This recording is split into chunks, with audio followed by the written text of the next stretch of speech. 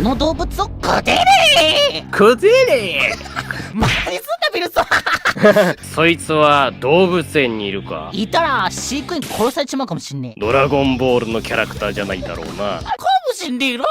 わかりやすいやつだな。汚ねえ色してるかもな。汚ねえ色か。悟空。